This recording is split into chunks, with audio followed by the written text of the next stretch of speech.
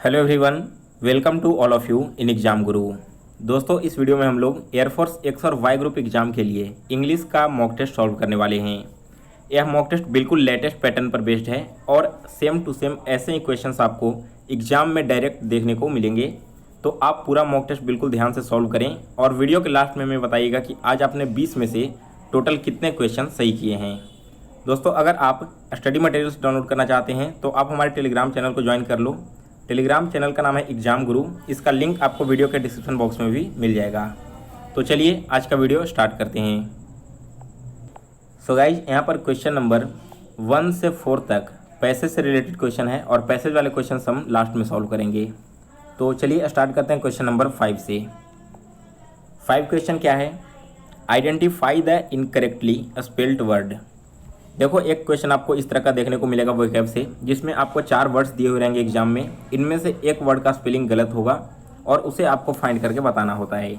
तो सेम ऐसा क्वेश्चन यहाँ पर देखो 5 नंबर में, ऑकर, रिसीव और अकोमोडेट, इन तीनों ही वर्ड्स का स्पेलिंग बिल्कुल करेक्ट है, लेकिन यहाँ पर सेपरेट का स्पेलिंग गलत है। सेपरेट का करेक्ट स्पेलिंग क्या होता है? SEPARATE। तो यहाँ पर ई को आप ए से रिप्लेस कर दोगे तब यह वर्ड बिल्कुल सही हो जाएगा।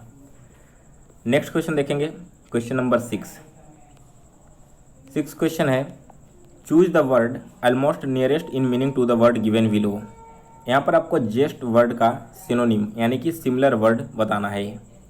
तो सबसे पहले समझो जेस्ट का मतलब क्या है।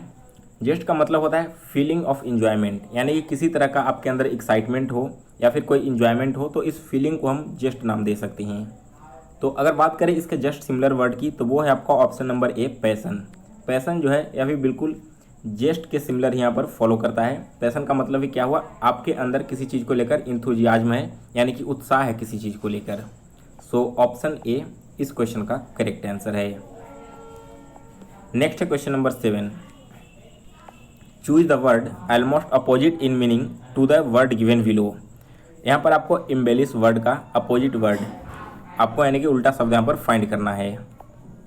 तो देखो, इम्बेलिश का मतलब क्या है? इम्बेलिश का मतलब है to make more attractive by decorative details, यानी कि किसी भी चीज़ को अट्रैक्टिव बनाना, उसे सुंदर बनाना, इस वर्ड को हम बोलेंगे इम्बेलिश। हमें फाइंड करना है इसका अपोजिट मीनिंग, तो यह हो जाएगा option number B, disfigure. Disfigure का मतलब क्या है? किसी चीज़ को बिगाड़ देना, जो कि इम्बेलिश के जस्ट अपोजिट है। नेक्स्ट इसके बाद question number 8, choose the correct one word substitute for the following stem. यहाँ पर आपको वन वर्ड सब्स्टिट्यूशन बताना है। वर्ड क्या है? अ वेल एक्सपीरियंस्ड पर्सन, यानी कि एक ऐसा व्यक्ति जिसे काफ़ी अनुभव हो, वो वेल एक्सपीरियंस्ड हो। तो ऐसे व्यक्ति को दोस्तों बोला जाता है वेटरन, यानी कि डी ऑप्शन इस क्वेश्चन का करेक्ट आंसर है। दोस्तों, यहाँ पर आपको इंग्लिश में सबसे ज़्यादा प्रॉब्लम वोकैब में भी होती है, क्योंकि एग्जाम में आपके लगभग 2 से 3 क्वेश्चन एंटोनिम और सिनोनिम से आते हैं। इसके अलावा 1 से 2 क्वेश्चन आपके और आएंगे जो कि वन वर्ड होंगे, इडियम्स, फ्रेजेस वगैरह पूछे जाते हैं। तो इस टॉपिक को आपको कैसे तैयार करना है इसके बारे में मैंने ऑलरेडी पिछले दिन एक वीडियो बनाया था। अगर आपने वो वीडियो नहीं भी देखा है तो यहाँ पर देख लो। एसएससी का जब प्रीवियस ईयर पेपर है ना, आप एक बार उस पेपर को सॉल्व कर लो, इसके बाद एयरफोर्स में कोई भी ऐसा वोकैब नहीं पूछा जाएगा जो वहाँ से बाहर हो।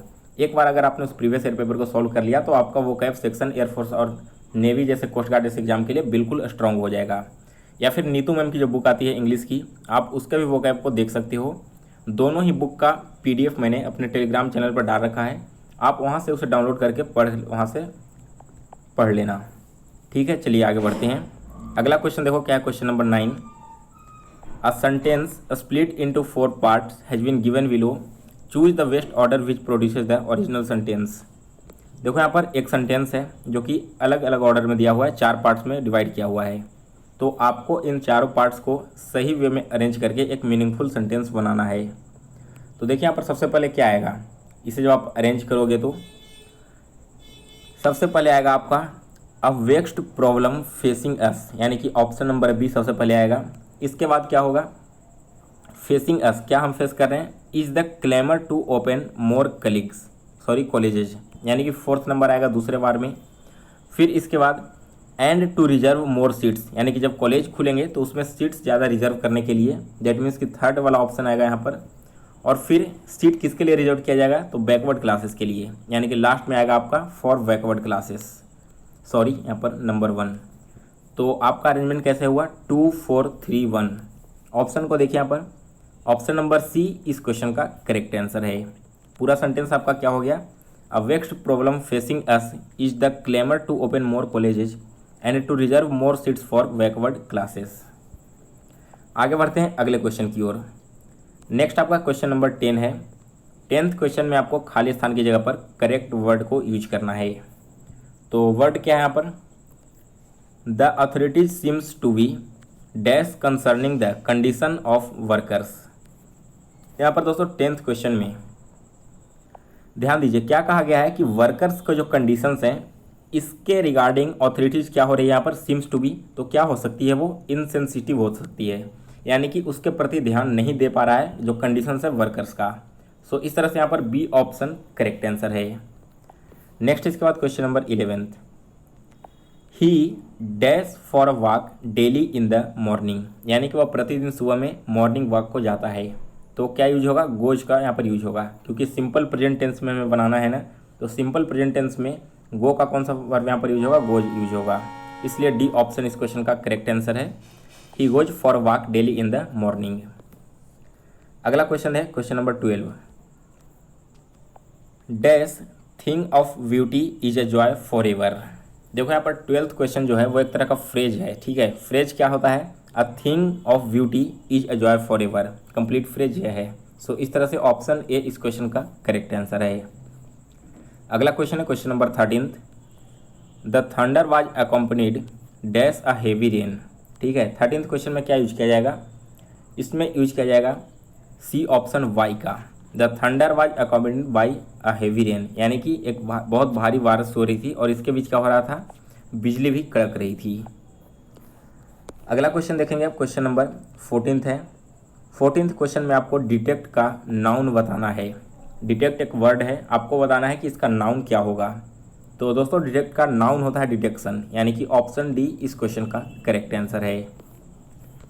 अगला क्वेश्चन है question number 15th, choose the sentence that conveys the same meaning as the given sentence. यहाँ पर एक सेंटेंस दिया हुआ है, आपको बताना है कि इस सेंटेंस से जो मीनिंग यानी कि जो मतलब निकलता है सेम वैसा ही मीनिंग इन चारों में से कौन से ऑप्शन से निकल रहा है। तो देखिए सबसे पहले आपका सेंटेंस क्या है, he is greater than me, यानी कि वो हमसे ज़्यादा महान है, ठीक है। He is greater than me का मतलब क्या हुआ, वो हमसे ज़्यादा महान है। तो अगर आप ऑप्शन ए को देखोगे, I am not so great as he, यानी कि मैं उतना महान नहीं हूँ जितना महान वो है। तो आप ध्यान से देखोगे तो दोनों ही सेंटेंस का मीनिंग तो एक ही निकल रहा है ना। पहले वाले सेंटेंस में कहा जा रहा है कि मैं उससे ज़्यादा महान नहीं हूँ, और दूसरे में क्या कहा जा रहा है कि वो हमसे ज़्यादा महान है, ठीक है। दोनों का मतलब एक निकल कर आ रहा है। तो इस तरह से ऑप्शन ए इस क्वेश्चन का करेक्ट आंसर है। अगला क्वेश्चन देखो क्या है, 16th number, spot the error parts if any in the following sentences. यहाँ पर एक सेंटेंस दिया है, आपको बताना है कि इन सेंटेंसेज में किस पार्ट में इरर है, और अगर इरर नहीं है तो आप डी ऑप्शन को सेलेक्ट करो, नो इरर का। तो देखिए 16th जो क्वेश्चन है, पूरा सेंटेंस क्या है, he met with an accident and admitted in the hospital. तो यहाँ पर देखो दोस्तों जो सी पार्ट है ना, एंड एडमिटेड, इसके पहले एक वर्ड और जोड़ना होगा। क्या जोड़ना होगा हमें, यहाँ पर हमें सब्जेक्ट जोड़ना होगा और इसके साथ इसका हेल्पिंग वर्ब भी जोड़ना होगा। He met with an accident and he is admitted in the hospital, यह इस सेंटेंस का बिल्कुल करेक्ट फॉर्म है। तो सी ऑप्शन इस क्वेश्चन का करेक्ट आंसर है। अगला क्वेश्चन है question number 17, he stole a dog and sold the dog for Rs50। तो देखो 17th क्वेश्चन में क्या है, अगर आप इसका बी पार्ट को ध्यान दोगे तो यहाँ पर डॉग को दोबारा यूज किया गया है। सबसे पहले फर्स्ट पार्ट में भी डॉग यूज किया गया है और फिर से सेकंड पार्ट में भी यूज किया गया है, जो कि बिल्कुल गलत है। इस सेंटेंस का करेक्ट फॉर्म होगा, ही stole a dog and sold it for Rs50। Sold the dog को यहाँ से आपको हटाना होगा। अब आप यहाँ पर देखो, अगर पिछले सेंटेंस पर ध्यान दोगे तो यहाँ पर सबसे पहले ही का यूज किया गया था और फिर से यहाँ पर ही का यूज किया गया है, लेकिन इसमें क्या हो रहा है, डॉग को हटा दिया जा रहा है। तो दोनों सेंटेंस पे आपको एक डिफरेंस दिखेगा कि डॉग जो यहाँ पर है ना वो सेकंड पर्सन है यहाँ पर, ठीक है। सबसे पहले क्या आ रहा है, ही आ रहा है, उसी तरह से यहाँ पर भी सबसे पहले ही आ रहा है, इसलिए हमने यहाँ पर ही वर्ड का यूज किया था। अगर इसके साथ और कोई वर्ड यहाँ पर सब्जेक्ट ऐड होता तो उसे हम दोबारा रिपीट नहीं करते हैं। इस चीज़ का आप लोग ध्यान रखना। जो पहला सब्जेक्ट है वही यहाँ पर रिपीट हो सकता है अगर सेंटेंस में उसका मतलब निकलता है तब, अदरवाइज वो यूज नहीं होगा। तो इन दोनों सेंटेंस में यही पर यहाँ पर डिफरेंस था। अगला क्वेश्चन देखिए, क्वेश्चन नंबर 18 है, both Mili as well as Meena are beautiful. 18th question में क्या होगा, यहाँ पर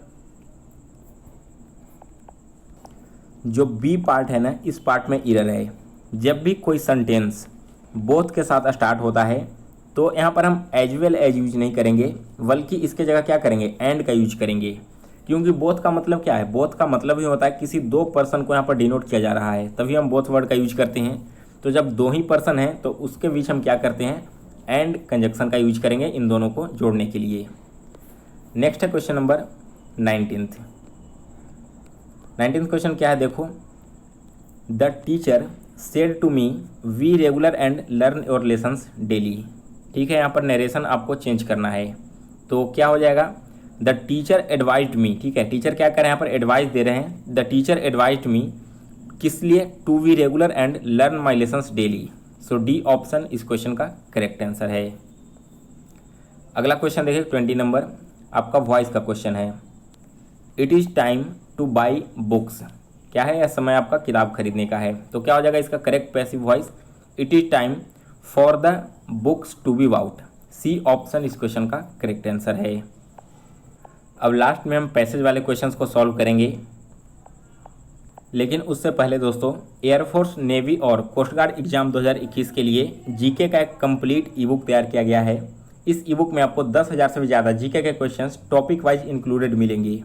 साथ ही में दोस्तों यहाँ पर आपको एयरफोर्स के प्रीवियस 2 ईयर्स के क्वेश्चंस पेपर भी देखने को मिल जाते हैं। और जिस तरह के questions air force Y group exam में पूछा जा रहा है, बिल्कुल उसी पैटर्न से रिलेटेड क्वेश्चंस यहाँ पर इंक्लूड किए गए हैं।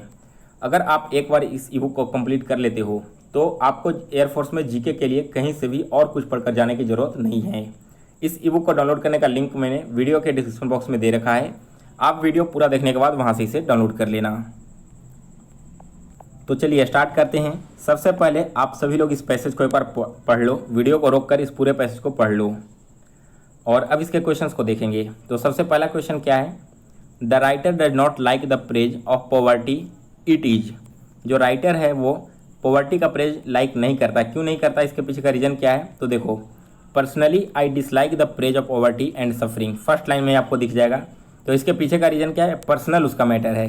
तो हम यहाँ पर बोल सकते हैं कि ऑप्शन ए फर्स्ट क्वेश्चन का करेक्ट आंसर होगा। पर्सनल ओपिनियन है ये अपना राइटर का।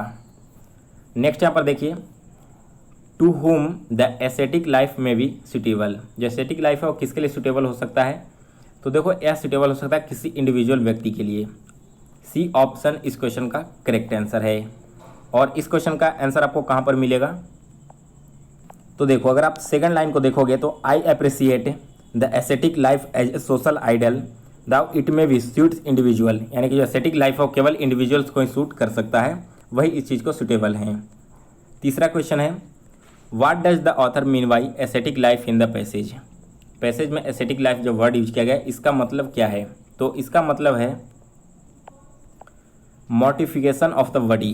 कहने का मतलब क्या है कि जो राइटर है वो अप्रिसिएट करता है सिंप्लिसिटी, इक्वलिटी को और सेल्फ कंट्रोल को, लेकिन टॉर्चरिंग ऑफ बॉडी, इसका मतलब ये नहीं कि कोई से टॉर्चर करे इन सब चीज़ों को लेकर। तो इसलिए यहाँ पर डी ऑप्शन करेक्ट आंसर है, मॉर्टिफिकेशन ऑफ द बॉडी का। चौथा क्वेश्चन है, which of the following words could replace the word absurd as used in the passage. Passage में देखो एक वर्ड यूज किया गया एब्सर्ड, इस वर्ड को कौन रिप्लेस कर सकता है। तो देखो यहाँ पर यूज किया गया है, it would be absurd to the expect that a. तो एब्सर्ड का मतलब क्या है, एब्सर्ड का यहाँ पर मतलब है दोस्तों सेंसिबल या फिर लॉजिकल, यानी कि जिस वर्ड का लॉजिक हो। तो इसका सिमिलर वर्ड यहाँ पर हो जाएगा सिली, यानी कि ऑप्शन डी इस क्वेश्चन का करेक्ट आंसर है। सो गाइस, इसी के साथ आज का मॉक टेस्ट समाप्त हुआ। तो आप हमें कमेंट करके बताइए कि आज आपने 20 में से टोटल कितने क्वेश्चन सही किए हैं। और अगर आपको वीडियो पसंद आया तो वीडियो को एक लाइक और शेयर कर दें। साथ ही में अगर आपने चैनल को अभी तक सब्सक्राइब नहीं किया है तो इसे सब्सक्राइब कर बेल नोटिफिकेशन को ऑन कर लें, जिससे नेक्स्ट वीडियो की नोटिफिकेशन आप तक पहुंचती रहे।